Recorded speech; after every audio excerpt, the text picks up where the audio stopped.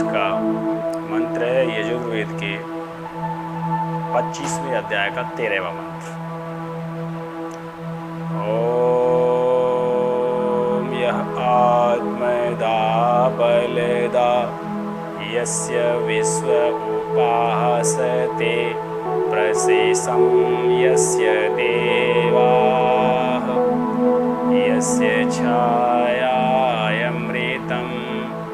यस्य मृत्युः कस्मै देवाय हविषा विधेम।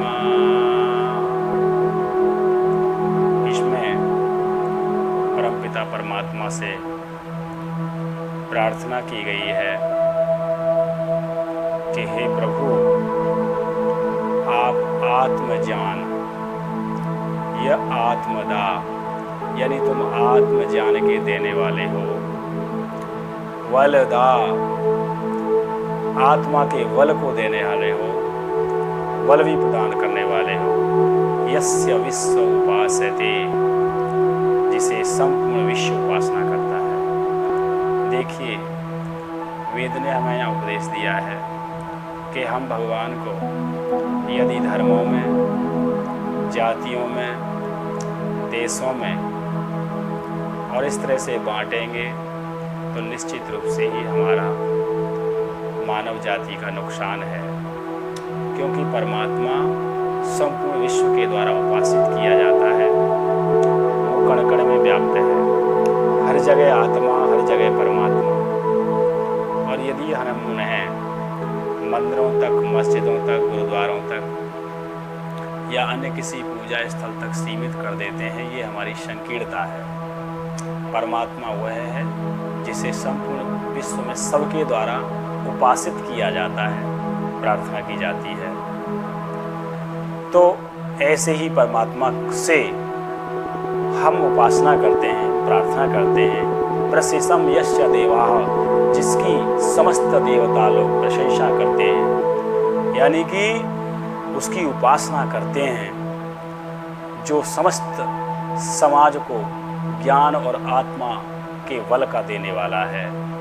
यस्य छाया अमृतम, जिस परमपिता परमात्मा की आश्रय प्राप्त करना, उसकी छाया में रहना, उसकी उपासना करने से हमको अमृत यानी कि अमरता का वरदान मिलता है। देखिए, अमरता से तात्पर्य यहाँ शरीर से नहीं है।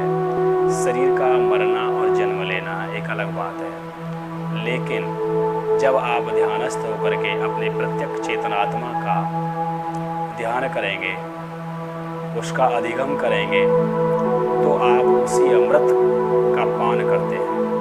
अर्थात तो परमात्मा आपके आत्मा में अमृत के रूप में विद्यमान है।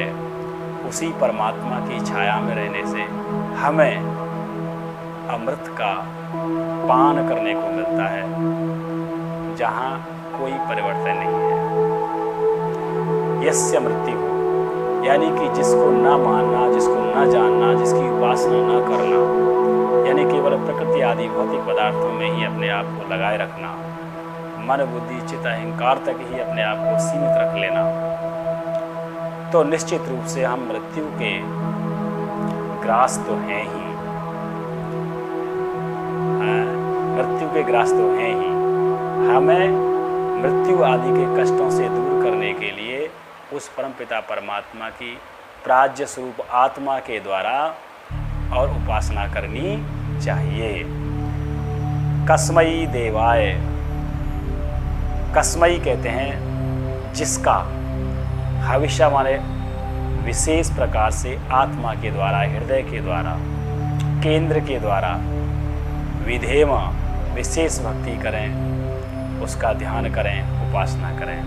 अर्थात तो हम इस संसार और समाज को आत्मा और ज्ञान के बल देने वाले परमपिता परमात्मा की उपासना करते हैं, जिसकी समस्त देवता लोग, जो देवता यानी कि जो भी हमको प्रदान किया जाता है जीने के लिए, जल, पृथ्वी, अग्नि, वायु, आकाश, ये सब देव भी जिसकी उपासना करते हैं, ऐसे परमपिता परमात्मा की छाया में रहना, उपासना करना ही अमृत है।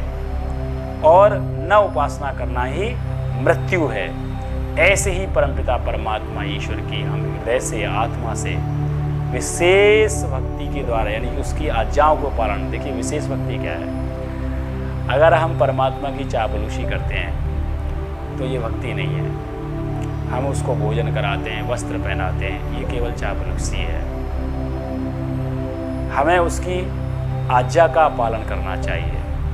आज्ञा के पालन से तात्पर्य है कि जिस प्रकार से क्लेश, कर्म, विपाक इत्यादि और गुणों से रहित जो परमपिता परमात्मा है, उसकी उपासना केवल और केवल आत्मा के द्वारा की जाती है, ध्यान के माध्यम से, समाधि के माध्यम से और अपने आचरण के माध्यम से, सत्य आचरण के माध्यम से हम परमपिता परमात्मा की पूजा करें तो निश्चित रूप से उसके अनुदान वरदानों का हमको आशीर्वाद मिलेगा।